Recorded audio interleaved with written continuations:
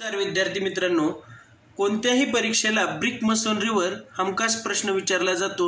Civil इंजिनिअरिंगच्या related कुठलीही परीक्षा असेल, ज्युनियर सिव्हिल इंजिनियर असेल किंवा सिनियर सिव्हिल इंजिनियर असेल किंवा स्थापत्य अभियंता सहाय्यक असेल, त्याच्यामध्ये वीट कामावर ब्रिक मसोनरीवर हमखास प्रश्न विचारला जातो। त्याच्या साईजवर किंवा त्याच्या बॉन्डवर प्रश्न विचारला जातो। तर आपण त्याची साईज पाहणार आहोत।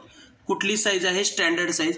तर विटाची स्टँडर्ड साईज ही जर आपण mm मध्ये पाहिली तर 190 mm by 90 mm by 90 mm अशी दिली जाईल।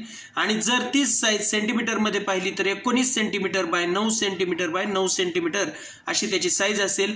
तीच जर हाफ बॅट वीट असेल तर 19 बाय 9 बाय 4 अशी घेतली जाईल।